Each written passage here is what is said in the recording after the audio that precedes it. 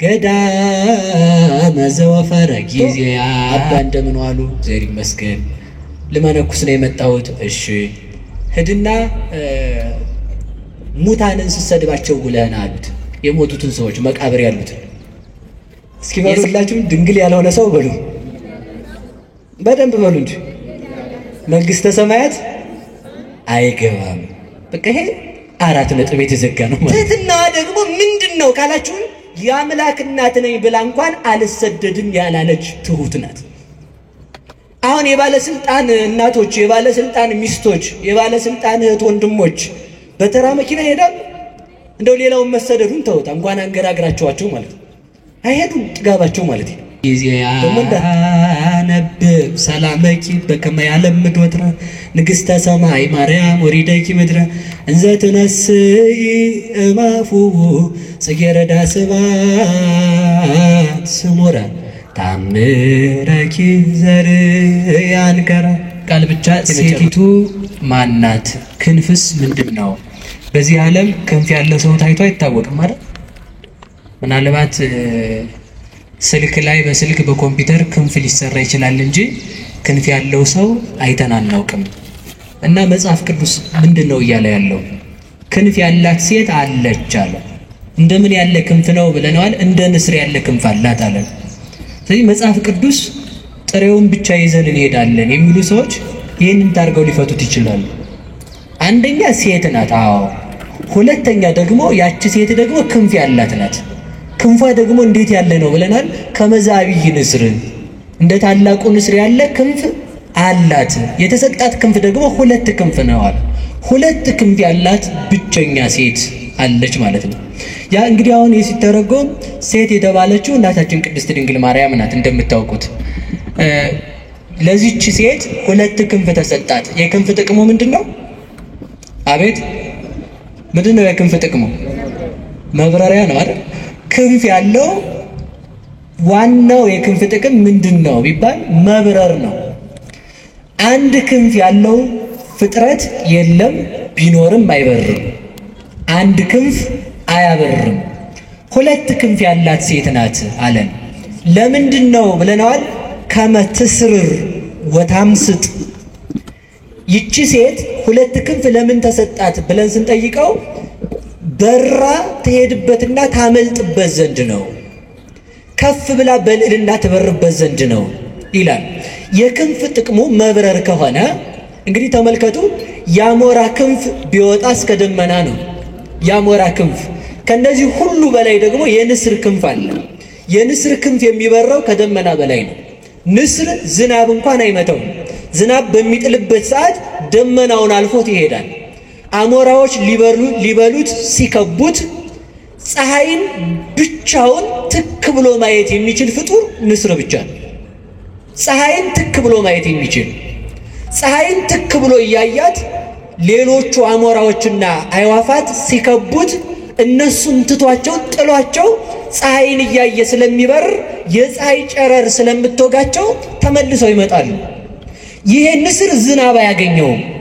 መኖሪያው በምድር ቢሆንም እንኳን የንስር መጫወቻው ሞገድ ነው። ንስር በሞገድ እንደተጫወተ ይኖራል። ያ ማለት ደመናው ወደ ታች ሲወርድ ዝናብ የያዘ ደመናና ዝናብ ያላዘ ደመና 2 ደመና ነው ያለው። ደረቅ ደመናና እርጥብ ደመና የሚባል። ደረቅ ደመናና እርጥብ ደመና ሲገናኝ መብረቅ ይወለዳል። መብረቅ ሲወለድ የንስር መጫወቻው ደረቁንና እርጥቡን ደመና እንዳይገናኝ በመግፋት ነው። ሞገድ የተባለው ምስጢር ነው።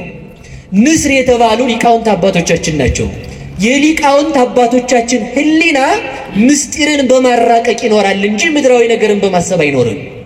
ፀሐይን ብቻ እያየ ይሄዳል ማለት ምን ማለት ነው? ሊቃውንት አባቶቻችን ፀሐይ ክርስቶስን ብቻ እያዩ፣ ምእመናን ደጋግ አባቶቻችን ፀሐይ ክርስቶስን ብቻ እያዩ በክርስቶስ ተመስጦ ይኖራሉ ማለት ነው። ክርስቶስን ብቻ በማየት ሌሎቹን አራዊትን የሚያሸንፋቸው ማንን በማየት ነው? ፀሐይን በማየት ነው። አሞራ አለ፣ አይን አለው፣ ፀሐይን ግን አያያትም። ፀሐይን ማየትና በፀሐይ ማየትና ፀሐይን ማየት ይለያያል። በፀሐይ ማየት ትልም ይችላል። ፀሐይን ማየት ግን ለንስር ብቻ የተሰጠው ነው። ፀሐይን ትክ ብሎ የሚያይ ንስር ነው። እግዚአብሔርን የሚያይ ንጹህ ሕሊና ያለው ክርስቲያን ብቻ ነው። በፀሐይ መመራት ሁሉም ይችላል። በዚህ ዓለም መኖር ሁሉም ይችላል። በእግዚአብሔር መግቦት መኖር ሁሉም ይችላል። እግዚአብሔር ፈጣሪ እንደሆነ ፈጣሪ አንድ ኃይል አለ ብሎ ማወቅ ሁሉም ይችላል። እግዚአብሔርን ትክ ብሎ ለማየት የሚያስችል ግን የልጅነት አይን ብቻ ነው። ያንን የሰጠን መድኃኔዓለም የተመሰገነ ይሁን። ስለዚህ ተመልከቱ፣ እንደ ታላቁ ንስር ያለ የንስር ክንፍ እስከ ደመና አይደለም፣ የንስር ክንፍ ከደመና በላይ እንደሆነ ሁሉ ተመልከቱ። አንድ ንስር የተባለው ሕያው እግዚአብሔር አምላካችን ነው። ሰረረ ንዑስ ኦፍ ወአብዳን እንዘይነብሩ ታሕተ ጽላሎቱ እንዳለ ሊቁ ሃይማኖተ አበው አንድ ወፍ ነበረ አለ። ተነስቶ ከዛፉ ላይ አረፈ። ከዛፉ ላይ ተነስቶ ደግሞ ሰነፎች ጥላው ስር እንደተቀመጡ በረረ ይላል። ያ ማለት ምን ማለት ነው? ንዑስ ኦፍ የተባለ ጌታ ነው። ዛፍ የተባለ መስቀል ነው። ዛፍ ሰዎችን እንዲያስጠጋ ቅጠሉ ጥላ እንዲሆን ፍሬ አፍርቶ እንዲመግብ ከመስቀሉ የክርስቶስን ሥጋና ደም አግኝተናልና በዛፍ ሁሉም ሰው እንደሚጠጋበት በመስቀል እኛ ክርስቲያኖች ተጠግተን ሕይወተ ነፍስ አግኝተንበታል። ከዲያብሎስ የቁራኝነት የባርነት ጥላ ወጥተን ክርስቶስን ተጠግተንበታልና ያ መስቀል ምን ይባላል? ዛፍ ይባላል።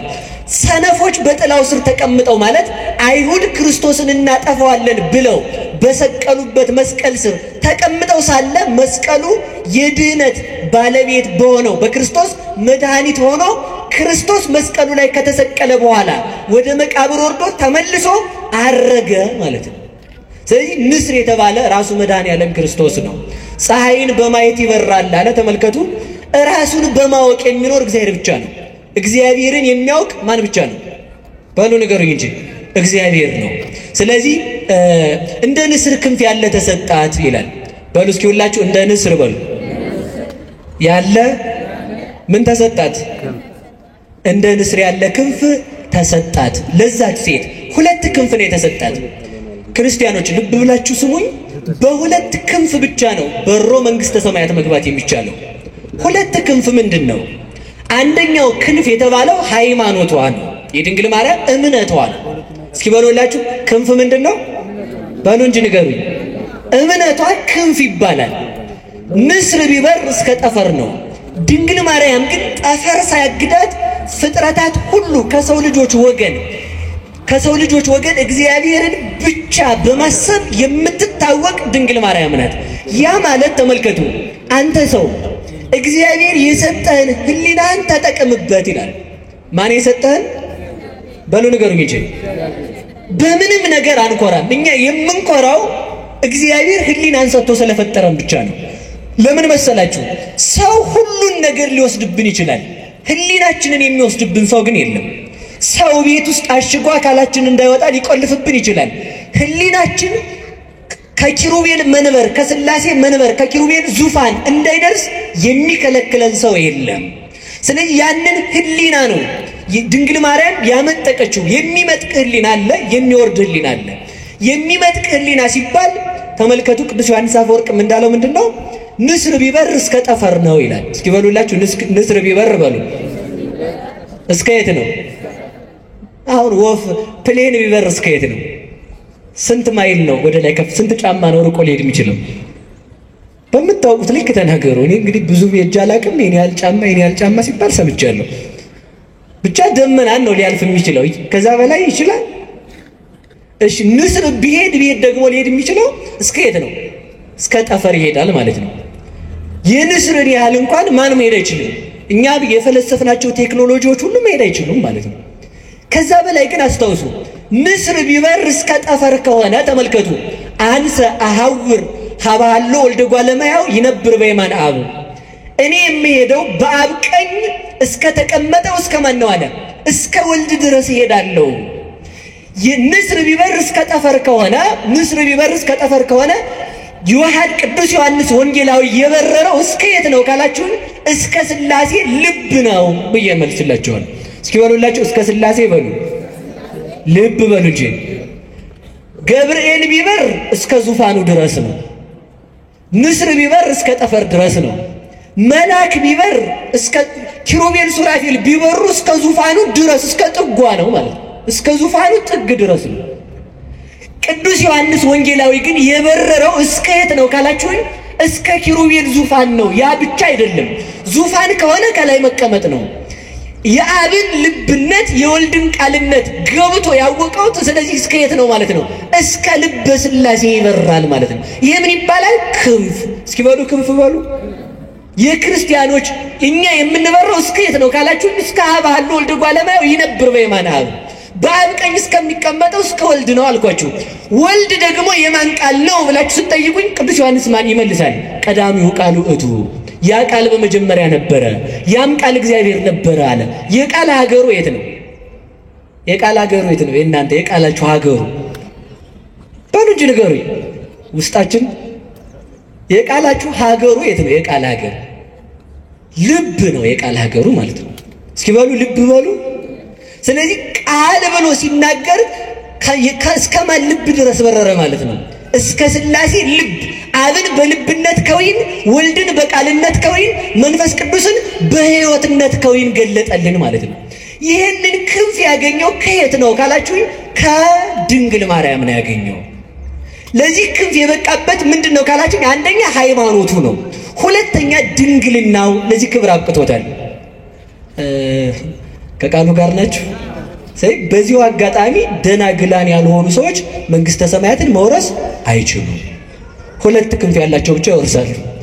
ችግር ፈጠርኩ ይሆን? ድንግል ያልሆነ ሰው መንግስተ ሰማያትን አይወርስም። ሁለት ክንፍ ምንድነው? አንደኛው ድንግልና ነው። ድንግልና ማለት ድንግልና ምንድነው ብላችሁ ስትጠይቁኝ የሃይማኖት ድንግልና ከክህደት ንጹህ የሆነ ሰው ማለት ነው። ገብቷችኋል አይደል? አሁን ድንግል የሆነ ሰው ደግሞ መንግስተ ሰማያት አይገባም። እሺ መልሼ ስነግራችሁ እነዚህ አምስቱ ሰነፎች ደናግል መንግስተ ሰማያት አልገቡም ማለት ድንግልና ብቻውን አያድንም ማለት። እንግዲህ ድንግልና ምንድነው ካላችሁ ከክህደት ደናግላን የሆኑ ብቻ ናቸው መንግስተ ሰማያት የሚገቡት። በክርስቶስ ያመኑ የህሊናቸው ድንግልና በመናፍቃን ትምህርት በዚህ ዓለም ፍልስፍና ተወስዶ እግዚአብሔርን ያልካዱ ሰዎች ለመንግስተ ሰማያት ይበቃሉ። አንድ ክንፍ ድንግልና ነው። ሁለተኛ ክንፍ ሃይማኖት ነው። እስኪ በሉ ሃይማኖት በሉ። ክንፍ ነው። ቅዱስ ዮሐንስ ይህንን ትምህርት ያገኘው ከየት ነው ካላችሁ ከድንግል ማርያም ነው። እስኪ በሉ ከድንግል ማርያም በሉ። እንግዲህ መልሼ እሷ ጋር አምጥቼ ትምህርቱን እዚህ ላይ ልቋጨው ነው ማለት ነው። ሁለት ክንፍ የድንግል ማርያም አንዱ ክንፏ ሃይማኖት ብያቸዋለሁ። እስኪ በሉ ሃይማኖት ማለት ደግሞ ማመን ነው። እስኪ በሉ ማመን በሉ። በደንብ በሉ እንጂ በማን ማመን? እግዚአብሔር ይስጥልኝ። በእግዚአብሔር ማመን ማለት ተመልከቱ፣ በፍጹም በፍጥረታት ሁሉ ሊያደርጉት የማይችሉትን እምነት የፈጸመችው ድንግል ማርያም ናት። ማን ሁሉ አልኳችሁ? በዓለም ላይ ማንም ሰው ቢሆን ፍጥረታት እንኳን ሊቀበሉት ሊያስቡት የማይችሉትን ማለት ነው። እንዲያው አሁን እኮ በየት ሀገር ነው? አሁን በየትኛው ሀገር ነው ተወልጃለሽ ስትባል ያለ ወንድ መውለዷን ያመነች ሴት ታመጣላችሁ? በሉ ንገሩኝ እንጂ። ይሄንን ለማመን ምን ያስፈልጋል? የሃይማኖት ጉልበት። እስመ ከመዝ አቅመ ሰናይታ ለሃይማኖት። የሃይማኖት ጉልበቷ እስከ የት ነው ብትለኝ እንደ ድንግል ማርያም ነው። እንዴት? ሰው ያለ ወንድ መውለዱን እንኳን አምና ከፍጥረታት መካከል የተገኘችም ለመውለድም የተመረጠች እሷ ናት። ያለ ወንድ እንዴት እንደሚወለድ ምልክት ምሳሌ ሳይኖራት አምና የተቀበለች ናት። ይህ ነው ሃይማኖቷ የሚባለው። ለዚህ ነው ሊቃውንቱ ምን ይሏታል? ብጽዕት አንቲ እንተ ተአምኒ ከመ ይከውን ቃል ዘነገሩኪ እምኀበ እግዚአብሔር። ከእግዚአብሔር ተቀብለው ከእግዚአብሔር አምጥተው ቃልን ሲነግሩሽ የምታምኚ አንቺ ብጽዕት ነሽ። እስኪ በሉ ከእግዚአብሔር አግኝተው በሉ የነገሩሽን ምን የምታምኚ በሉ እንጂ። አንድ ክንፍ ተሰብሮ ነበር። ያ ምንድነው? የሃይማኖት ክንፍ። የሃይማኖትን ክንፍ የሰበረች ማናት? ሔዋን ናት። ሔዋን በቅጠል ተጠራጥራ በቅጠል እንኳን እግዚአብሔርን ማመን ሲያቅታት ያንን ተመልከቱ። ቅጠልን በመብላት እግዚአብሔርን የካደችውን ሔዋንን ተመልከቱ። እግዚአብሔርን ያለ ዘር ተወልጃለሽ ተብላ በሃይማኖት ምን ሆነቻት? ክንፍ ሆነቻት ማለት ነው። ሔዋን ህሊናዋ በመውረዱ ወደ ታች አወረደችን። ድንግል ማርያም ህሊናዋ ከፍ በማለቱ ወደ ሰማይ አወጣችን። ለዚህ ነው ሊቃውንቱ ምን ይላሉ? ሃይማኖት ክር ነው ይላሉ። እስኪ በሉ ሃይማኖት በሉ ክር ነው። ሃይማኖት ክር ሲሆን ትህትና ደግሞ ዘይት ነው። እስኪ በሉ ትህትና በሉ ዘይት። እሳት ለመንደድ ምን ያስፈልገዋል? ንገሩኝ እንጂ ምን ያስፈልገዋል? እሳት ለመንደድ ምን ያስፈልገዋል? ዘይት። ነገሩ እናንተ ስቶቭ እየለኮሳችሁ የምትኖሩ ሰዎች በምን አውቃችሁ ነው? ስቶቭ ነው የምትለኩሱት አይደል? ምንም ችግር የለውም እኮ እናንተ ጋር ማለት ነው። ይህ ተመልከቱ፣ ልንገራችሁ። አንድ ሻማ አንድ ዘይት አንድ ክር ለመንደዱ ወይም አንድ ፈትል ምን ይደረጋል መሰላችሁ? ፈትል ይፈትላሉ። ጥጡን እናቶቻችን ድሮ አይበለውና የዛሬዎቹን አይወክልም። ይፈትሉና ዘይት ውስጥ ያረጉታል። ከዛ ፈትሉ ስላለ መንደድ ይችላል? አይችልም። ምን ያስፈልገዋል? ፈትሉ ላይ እሳት ያስፈልገዋል። እሳቱ ስላለ ደግሞ ፈትል ከሌለ ነገሩኝ እንጂ ፈትል ስላለ ደግሞ ዘይት ከሌለ በሉ እንጂ መልሱልኝ። ፈትል በሉ እሳት ዘይት። ፈትል ሃይማኖት ነው። የድንግል ማርያም እምነቷ እስከ የት ነው ቢባል ማንም ለክቶ ሊያውቀው ይችላል። ዝም ብቻ ነው ልንል የምንችለው ማለት ነው። ስለዚህ ተመልከቱ፣ ፈትል ሃይማኖት ከሆነ ያ በክሩ በዘይት ውስጥ ያለው ፈትል የተባለ እምነቷ ነው። ዘይት የተባለ ትህትናዋ ነው። የድንግል ማርያም ምኗ ነው አልኳችሁ? ዘይት ነው። ከዚያ በፈትሉ አናት ላይ እሳት ተጭሮ ወይንም እሳት ተደርጎበት በፈትሉ ላይ እሳቱ እንደሚነድ ተመልከቱ። በፈትሉ ላይ እሳቱ እየወረደ ወደ ታች ላለው ሰው ሁሉ እንደሚያበራ ሃይማኖት የተገለጠልን እሳት እግዚአብሔር ስጋዋን የተዋሃደላት አማናዊት ፈትል ድንግል ማርያም ናት። የድንግል ማርያም እምነት ነው እግዚአብሔርን ያወረደው። የድንግል ማርያም እምነት ነው እግዚአብሔርን የገለጠው። ሃይማኖት ብቻውን አላመጣውም። ለምን? ምን ያስፈልጋል? ዘይት በሉ እንጂ። ዘይት ደግሞ ትህትና ነው። ደግሞ እንዳታጣሉኝ እሺ፣ ደግ ናቸው። በቃ ተውኳቸው እና ምን ለማለት ነው የፈለጉት? አያረጉትም። ድንግል ማርያም ግን የእግዚአብሔር እናቱ ስትሆን ተመልከቱ። ተሰደድ ስትባል እኔ አንተን ወልጄ ለምን ነው የምሰደድ? በፍጹም አልወጣትም። እግዚአብሔርን ትንቢተ ኢሳይያስን እንኳን ስታነብ ድንግል ትጸንሳለች ወንድ ልጅ ትወልዳለች የሚለውን ስታነብ እንኳን ኧረ ይህች ድንግል ወልዳ ልጇን አዝዬላት ጭራሮ ለቅሜላት ውሃ ቀድቼላት ልብስ አጥቤላት አቀበት ቁልቁለቱን አዝዬ አውጥቼ አውርጄላት አለች እንጂ እኔ ብሆን የሚል የለባትም። ይሄ ትህትናዋ ነው እግዚአብሔር እሷን እንዲመርጣት ያደረጋት። ያ ደግሞ ለምን መረጣት ከተባለ ደግሞ እንድትመረጥ ሆና የተገኘች በክንፍ ስለበረረች መሬት ተቀምጣ ጽርሐ አርያም የሚደርስ ህሊና ስላላት። እዚህ ዓለም ተመልከቱ፣ ሔዋን በገነት ሆና ወደ ሲኦል ስታወርደን ድንግል ማርያም በዚህ ዓለም ሆና ወደ ገነት ለመውጣት በቃን ማለት ነው። ለምን በእሷ ላይ መጣ ካላችሁ ከቃሉ ጋር ናችሁ። አንድ ነገር ይናገራል ቅዱስ አባ ጊዮርጊስ ዘጋስጫ። ድንግል ማርያምን እግዚአብሔር ወደ ሰማይ ሳያወጣ ወደ ምድር መጣ ይላል። ለምን ይባል ተመልከቱ፣ ፈትሉ ከሱ ጋር ደርሷልና። በድንግል ማርያም ፈትልነት የመጣው ክርስቶስ ነው ለኛ ሊያበራልን የበቃን። ስለዚህ እሷን እያየ በሷ በብሪት እናቱ እምነት የሁላችን የክህደት እምነት ተቆረጠልን። የሷን ክንፍ እንዲሰጠን መድኃኔዓለም የተመሰገነ ይሁን። የሷን ያህል ባናምንም በሷ እምነት ይመረናል። የኛን ክህደት ሲያየው የእናቱን እምነት አይቶ ይመረናል። ለዚህ ነው ቅድም እንዳልኳችሁ ምንድነው ያልኳችሁ? ደናግላን ያልሆኑ ሰዎች መንግስተ ሰማያት አይገቡም ማለት ከሃዲ መንግስተ ሰማያት አይገባም። የህሊና ድንግልና አለ፣ የማየት ድንግልና አለ፣ የመስማት ድንግልና አለ፣ የማሽተት አለ። ብቻ ወደ 8 አይነት ድንግልና አለ። እሱን አልዘረዝርም አሁን ማለት ብቻ የሥጋ ድንግልና ግን አይደለም። ይሄን እንድታውቁት ፈልጋለሁ። የምን ድንግልና ነው? በሃይማኖት ተጠብቀው የኖሩ ሰዎች ቢያንስ ምክንያት ድህን እመቤታችን አለቻቸው፣ ለመዳን ምክንያት አለቻቸው። ምክንያቱም የድንግል ማርያም የእምነቱ ኃይል በፍጥረታት አይመዘንምና እሷን የሰጠን እግዚአብሔር የተመሰገነ ይሁን። ስለዚህ ሁለተኛው ክንፍ የተባለው ደግሞ ምንድነው ካላችሁ ትህትናዋ ነው። እስኪ በሉ ክንፍ ምንድነው? ንገሩኝ እንጂ። ትህትና ክንፍ ተብሎ ይጠራል። የድንግል ማርያም ትህትና በአንድ ቃል ብቻ ልንገራችሁ። ሰዎችን ሲያሙ ሰዎችን ሲያሙ ሰዎች ይናደዳሉ አይናደዱ? ንገሩኝ እንጂ። እሺ እናንተን አሁን ብናማችሁ ትናደዳላችሁ አትናደዱ? እኔም ጭምር እንናደዳለን አንናደድም? ግን እኮ ይኸውላችሁ ሰው ምን ይላል መሰላችሁ? እኔ በፍጹም እኔ ያ ሳይሆን የሚያናድደኝ መታማቴ ሳይሆን እንደው በዚህ ነገር መጠርጠሬ ነው ይላል መልሶ ማለት ነው። እንዲያ እኮ አይደለም፣ ይሄም ትዕቢት ነው መልሶ ማለት ነው። በዚህ ነገር መጠርጠሬ በሌላ ተመልከቱ። ሰው ራሱን ሌባ ነኝ ሲል ራሱን የሆነ ነገር ፈልጎ ነው። በፍጹም እንዳንተ አይነት በከተማው የለም እንዲባል ፈልጎ ነው ማለት ነው። ድንግልም ሰው በሰራው ስራ እንኳን ተመልከቱ። ቅዱስ ዮሐንስ አፈወርቅ እንደሚለው አንተ ሰርቀ ሌባ ነኝ በማለትህ ጻድቅ የምትሆን ከሆነ ጻድቁ ኃጢአት ሳይኖርበት ኃጢአተኛ ነኝ ሲል የሚያገኘው ክብር ምን ያህል እንደሆነ ታውቃለህ ይላል።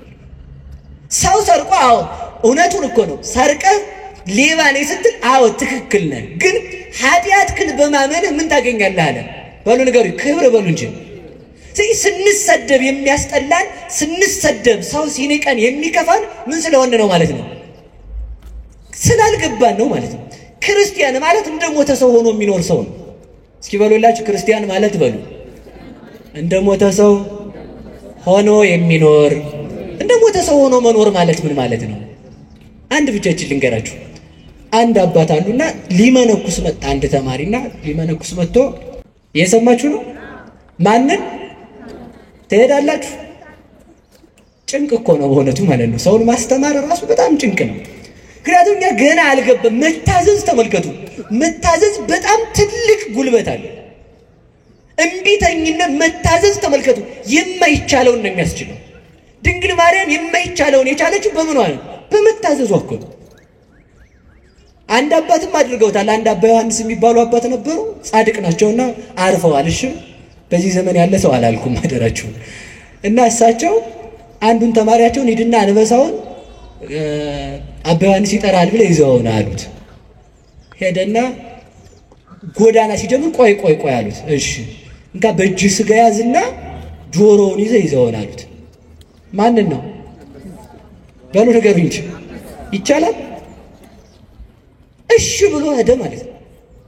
እሺ ስላለ ተመልከቱ ወይም የመታዘዝ ጉልበቷ ምን ያህል እንደሆነች አስቡ። እሺ ብሎ ሄዶ ስጋውን እያሳየ ተመልከቱ። ሊጎረስ እኮ ነው። አሁን ትሄዳላችሁ፣ ውሻ ራሱ ታመጣላችሁ እናንተ። እንኳን ውሻ ድመት አታመጡ እንዴ! ቀልድ ነው እንዴ? ግራ ተዋጭራለች ማለት ነው። ሄዶ ስጋውን እያሳየ አባ ዮሐንስ ና ብለዋል ብሎ ጆሮውን ይዞት መጣ ማለት ነው። የምን ጉልበት ነው? ቃል የመታዘዝ ጉልበት። ሰው ሲታዘዝ ኃይልን ያገኛል። እየሰማችሁ ነው? መታዘዝ ተመልከቱ። ህፃናት ላይ በዛውም ለአንድ ነገር ልንገራችሁ። ቅዱስ አባ ጊዮርጊስ ዘጋስጫም ይላል አንድን ህፃን ልጅ እናቱ ትታው ብትሄድ እባብ መጥቶ አብሮት ቢተኛ አይበላውም ይላል። እየሰማችሁ ነው? የዓመት ልጅ እንደው እባቡን ብድግ አድርጎ ጉርስ ቢያደርገው እባብ መርዙን እርጭት ቢያደርግ አይበላም። የህፃኑ ደግነት የእባቡን መርዝ ያጠፋዋል ማለት ነው። ሰው ደግነት ነው ያጣው። ስለዚህ ተመልከቱ። ሄድና ምን አሉት? የሞቱትን ሰዎች ስትሳደቡ ለና ትችላላችሁ ባሉ ነገሮች እንጂ ሄዶ ጅሎች እናንተ ብቻ። እኔ እንግዲህ የመረጠውን የተሳደበውን ስድብ አልጻፉልንም፣ ግን ይመስለኛል ሳስበው በእኛ አጠራር ብንናገረው እናንተ ጅሎች ደግደ እየመረጣችሁ ስደቧቸው። ማትረው እናንተ አጭሮች፣ እናንተ የፈረሳችሁ፣ እናንተ የትል ጎረቤቶች፣ ዝናብ የሚያድርባችሁ መኖሪያ የላችሁ። ብቻ ምኑን እንደሰደበው አላውቅም። እንዲህ እያለ ሲወግራቸው ውሎ በስድብ መጣ ማታ። አባ አላቸው። አቤት። ስሳደው እየመጣው አላቸው። እሺ ዛሬ ነገ ደግሞ ሄድና ስታመሰግናቸው አላሉት። ምን ስትላቸው ባሉ ነገሩኝ እንጂ ሄዶ ደግሞ እናንተ ቅዱሳን የተከበራችሁ ሲላቸው አለ ማለት በደንብ አድርጎ ሲያከበሰብሳቸው እንደናንተ ያለም የለ ቤተክርስቲያን ወድቃችሁ የምትኖሩ ክርስቶስን የምትጠብቁ እንዲያ ሳይሆን አይቀርም ብዬ ነው ምርቃኑ ሲላቸው ውሎ መጣ ማታ። መጣው ስሰድብ ትናንት ስሳደብ ዛሬ ሳመሰግኑ እየመጣው አላቸው። ሂድና እንደዚህ አሁን አሉት። እስኪ በሉላችሁ ሂድና በሉ ነገሩኝ እንጂ እንዴት እንደዚህ ሂድና እንደዚህ አሁን ማለት ሰው ሲሰድብህ የተሰደብከው ስድብ አንተን እንዳይነካ አድርገህ አስበው። ሰው ሲመርቅህም ላንተ ክብር እንደማይጨምርልህ አስብ። ለዚህ እኮ ነው አንድ አባት አህያ አላቸው፣ ኧረ በጣም ይቅር በለኝ የአህያ ያህል ክብር የለኝም አሉ። ምክንያቱም አህያ የተጫነችውን በክብር የምታደርስ ናት። እኔ ግን የእግዚአብሔርን ሕግ በልቼ የጨረስኩኝ ከአህያ አንሳለሁ እንጂ እንጨት አላቸው። እንዴ እንጨት እኮ በገባበት እሳት ውስጥ ነዶ እዚያው የሚቀር ነው። እኔ ለተሰጠችኝ ሃይማኖት እንኳን በሰማዕትነት ያልሞትኩ እንዴት እንጨት ትለኛለህ አንተ ዝም ብለህ ከብት አላቸው። ከብት እኮ ጌታውን ያወቀ ግርግም ላይ ተገይቶ ትንፋሹን የገበረ ነው። አንተ ድንጋይ አላቸው። ውይ ድንጋይ ቤተ መቅደስ የሚሰራበት አሉት። አሁን ሰው የሚሰድባችሁን እኮ ማሳጣት ትችላለህ። በጣም የምንናደደው እኛ ምን ስለሆነ መስሏችሁ ነው? ሰው የሚናገረውን ነገር ነን ብለን ስለምናስብ እኮ ነው። ሰው የፈለገ ነገር ቢል ማድረግ ይችላል ባለው ንገሩኝ እንጂ አይችልም። አይደለሁም እኮ ነው መልሱ። እንደው አሁን እንዲሁ ተመልከቱ፣ የቱን ያህል ብንሰደብ የሚመጥን ስድብ ሊገኝ ይችላል። እኛ የትኛውንም አይገኝ። ቅዱስ ዮሐንስ አፈወርቅ ይላል ከብት ልበልህ አንተ ሰው ይልና አይ ከብትስ ጌታውን ያውቃል። እሺ ውሻ ልበልህ ውሻ የጌታውን ቤት ይጠብቃል። እሺ እንግዲያውስ ምን ልበልህ? እባብ ልበልህ እባብስ ወገኑን አይነድፍም። እሺ ጭልፊት ልበልህ ጭልፊትም ልጆቿን ታሳድጋለች ወገኖቿን አትበላም። እንግዲያውስ ምን ብዬ ልጥራህ አንተን ይልና ተመልከቱ። ሰይጣን ልበልህ ይላል ተመልከቱ። አዛኝን ምሬን ሰይጣን ልበልህ ይልና አይ ሰይጣንም በሰይጣን ላይ አይጨክንም። አንተ ግን በወንድም ላይ ስለጨከንክ ከሰይጣንም ብሰሃል። ሰይጣን የገንዘብ ባሪያ አይደለም፣ አንተ ለገንዘብ ባሪያ ሆነሃል። ሰይጣን የሱስ ባሪያ አይደለም፣ አንተ ለሱስ ባሪያ የልማድ እስረኛ ሆነሃል። ምን ልልህ እችላለሁ? እንኳንስ ክርስቲያን መባል ሰው ብዬ ልጠራ ምን ያስጠራሃል? ምን የሚያስጠራ ስም አለ ይላል ተመልከቱ። እኛ የሚመጥነን ስድብ የለም እንጂ ስለዚህ ምንድነው ለማለት የፈለኩት? ሰው ቢሰድበንም እንዳይረብሸን መሆን አለብን። እስኪ በሉ ሰው ቢሰድበንም በሉ እኛን የሚገልጽ ስድብ አለ? በፍጹም የለም እኮ ተመልከቱ። ለዚህ ነው ጌታ እንኳን ምን አለ መሰላችሁ? በምን አስተማሰላ ለዛቲ ትውልድ፣ ይችን ትውልድ በምን ልመስላት አለ። ሀለይነ ለክሙ ወይ ዘፈንክሙ፣ ዘፈንላችሁ ሙሽ አላወጣችሁ። አስቆቀውነ ለክሙ ወይ በከይክሙ፣ ይቅርታ ዘፈንላችሁ ሙሽ አላወጣችሁ፣ አልጨፈራችሁም። አለቀስንላችሁ ሙሽ አላወጣችሁ። ይሄ ዘፈን ይፈቀዳል አይደለም ያልኩት አደራችሁ። እኔ ማለት የፈለኩት ሌላ ነው። ዘፈን የተባለ ልቅሶ የተባለ የዮሐንስ ስብከት ነው። ዮሐንስ እየበላ ቢመጣ አሃ ይሄማ ማይቅርታ ሳይበላ ቢመጣ ይሄማ ጋኔን አድሮበታል አላችሁ። እኔ ደግሞ ዮሐንስ ሳይበላ መምጣቱ በቤቱናው እንዲሳቡ ነው። ክርስቶስ ደግሞ ሲመጣ እየበላ እየጠጣ የታመሙትን በሽተኞችን ዘማውያንን ኃጢአተኞችን እየጠየቀ አብሯቸው እየዋለ ሊያድናቸው ቢቀመጥ ደግሞ ምን አሉት መሰላችሁ? ይሄ ደግሞ አርከ መጸባህ ነው፣ ኃጥአን የኃጥአን ወዳጅ የኃጢአተኞች የዘማውያን ወዳጅ ነው አሉት ሎቱ ስብሐት። ስለዚህ ምን አላችሁ? ምን ባደርግላችሁ ነው የሚገባችሁ? ዮሐንስ ቢመጣ ጋኔን አለበት አላችሁ፣ እኔ ብመጣ ደግሞ የኃጢአተኛ ወዳጅ አላችሁ። በምን ልመስላችሁ እችላለሁ አላችሁ። ስለዚህ ተመልከቱ፣ ምሳሌ ያጣለት ነው። እኛ ምሳሌ ታጣልን። ስለዚህ ምንድነው ለማለት የፈለኩት? እንደ ሙታን ሆነን መኖር። እስኪ በሉ ላይ እንደ ሙታን ሆነን በሉ መኖር። ከዚህ በኋላ ማለት ነው ሰው ሲሰድበን ላለመረበሽ መዘጋጀት አለብን። አይደለሁም አበቃ ከነገረኝም ትክክል ነው የሚሆነው። አዎ ልክ ነህ። ሰምታችኋል? እስኪ በሉ አዎ ልክ ነህ በሉ። ነገረኛ በሉ እንጂ የሚያናድዳችሁን ስድብ እስኪ አምጡት። ትልቁን ነገረኛ። አዎ ልክ ነህ። ልክ አይደለም? ዛሬ ነገር እዚህ ጋር ቁጭ ብለን እኔም እዚህ ጋር ሻሸን ጠምጥሜ ጤነኛ ሰው መስል እናንተም እሱ ጋር ቁጭ ብላችሁ በነጠላ ጤነኛ ሰው ብትመስሉ ስትወጡ ያው እንግዲህ ጠሽ ታደርጋላችሁ አንዷን ማለት ነን እኮ በቃ ነይ። አዎ ነይ በቃ አለቀ። ሰው የሚሳደበውን አጥቶ እንዲሄድ ምን ማለት ነው? ማመን። ተመልከቱ እንድናምን እግዚአብሔር ይርዳን። ስለዚህ ሁለት ክንፍ ተሰጣት። እስኪ በሉ ሁለት ክንፍ። ምንና ምንድነው? ሃይማኖቷና ትህትናዋ። አንድ ነገር ብቻ ተናግሬ ልጨርስ ትምህርቱ። ሌላ ቀን እንማረዋለን። እሺ አንድ ነገር ብቻ ተናግሬ ልጨርስ። ከቃሉ ጋር ናችሁ? እስኪ ትህትና በሉ እንጂ ትህትና ምንድነው? የእግዚአብሔር እናቱ ስትሆን ኤልሳቤጥን ጥየቃ መሄዷ። ወደኔ ትምጣች አሮጊት ነው የሚባለው። አዲስ ስብሐት ክብር ይግባትና ማለት ነው። እስኪ ልጠይቃት እንሂድና ነው የሚባለው። ወደ ኤልሳቤጥ እንኳን ስትሄድ በትህትና ነው የሄደችው። በትህትና ተመልከቱ።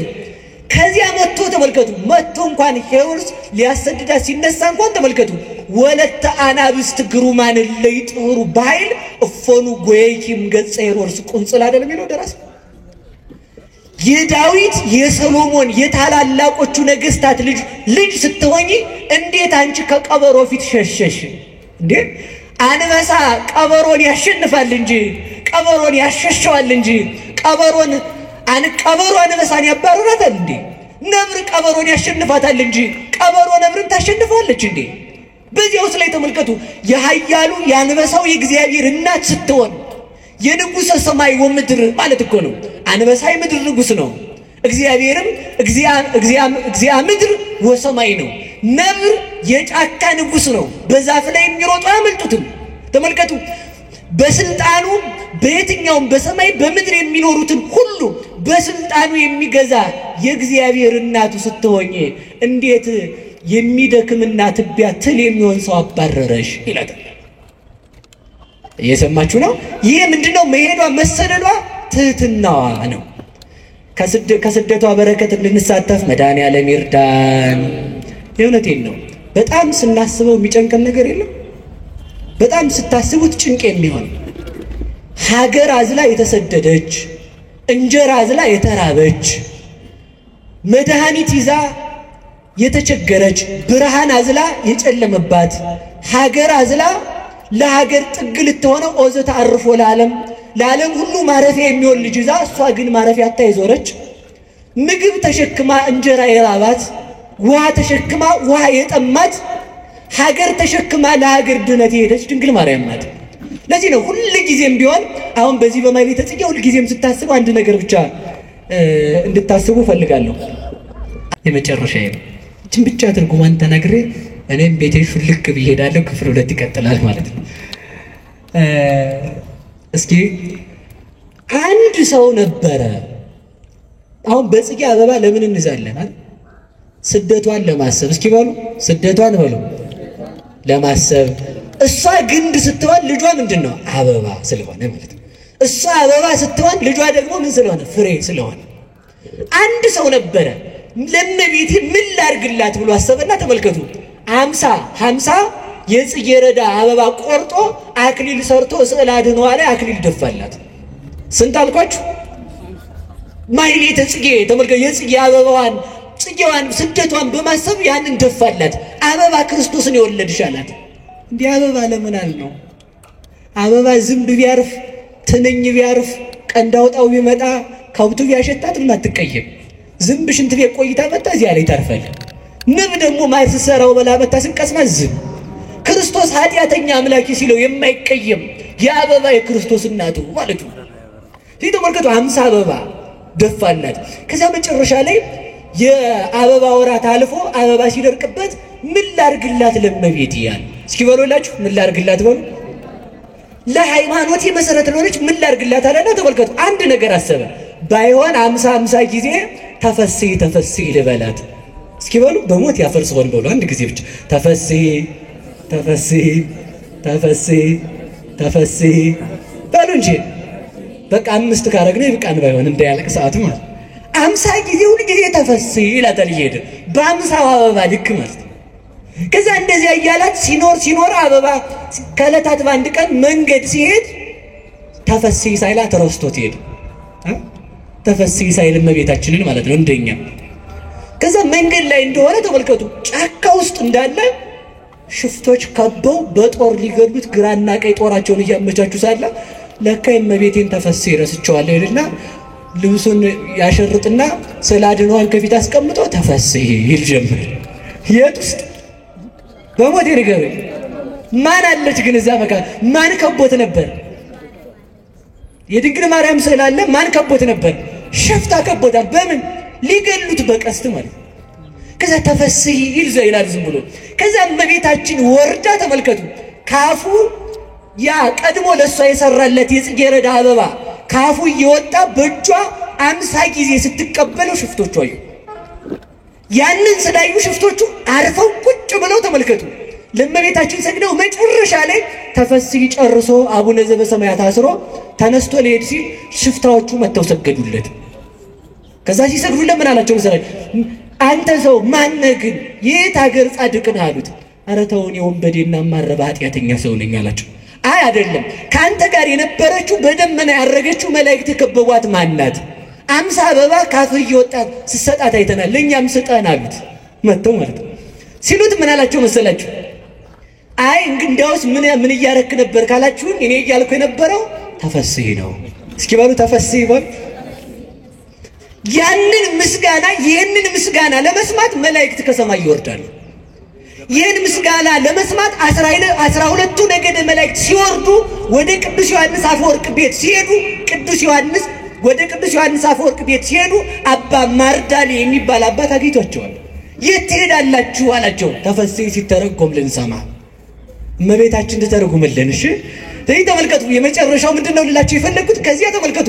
ያንን ሰውዬ ሊገድሉት የመጡት ሽፍታዎች ሰገዱለት። አራዊት ከጫካ ወጥተው ሰገዱለት። ከዛም በኋላ ምን አሉት? እባክህ በአንተ ሃይማኖት እንድናምን እርዳን አሉት። ከዚያም በኋላ አምነው ጦራቸውን ትተው ወደ ምንኩስናቸው ሄዱ ይላል። የድንግል ማርያም ታምር እንዲህ ያደርጋል። ለዚህ ነው ዛሬ አበባ ይዘን ጽጌን የምናከብረው። የጽጌ ማህሌት ብለው ሊቃውንቱ በማህሌቱ የጽጌ ረዳ አበባ የሚይዙት ለጌጥ አይደለም። መልኩ ሲያበቃ ዚቁ ይተከል። አዳም ከተፈጠረ በኋላ ሔዋን ተፈጥራለችና ድንግል ማርያም ከመጣች በኋላ ክርስቶስ ተገኝቷልና መልክ የአዳም ምሳሌ ነው፣ ዚቅ የሔዋን ምሳሌ ስለሆነ ማለት ነው። ስለዚህ ሁለት ክንፍ ተሰጣት በሉ እስኪ በሉ በሞት ሁለት ክንፍ በሉ ተሰጣት። ስንት ክንፍ? ስለዚህ ተመልከቱ። በዚህ በሁለት ክንፏ በሃይማኖቷ የኛ ክህደታችን ሲያስቸግር የድንግል ማርያምን ሃይማኖት እምነት አይቶ ይምረናል። የኛ ምግባራችን ጎደሎ ሲሆን በድንግል ማርያም ምግባር ይምረናል። የኛ ድንግልናችን ሰባራ ሲሆን የድንግል ማርያም ድንግልና ጥላ ይሆነናል። የኛ ተመልከቱ አዘዋሪነታችን ከእግዚአብሔር ቤት ሲለየን የድንግል ማርያም በቤተ መቅደስ ጸንታ መኖሯ ተስፋ ይሆነናል። ተሰዳ ስደታችንን የመለሰችልን ከዘንዶ ያመለጠችበት ማለት ዲያብሎስ ሳይገዛት ከእግዚአብሔር ጋር ተዋህዳ በሐሳብ የኖረችው ድንግል ማርያም በሃይማኖትና በትህትና ነው። የሷ ልጆች ያደረገን እግዚአብሔር ይመስገን። ወስብሐት ለእግዚአብሔር። ይቆየን።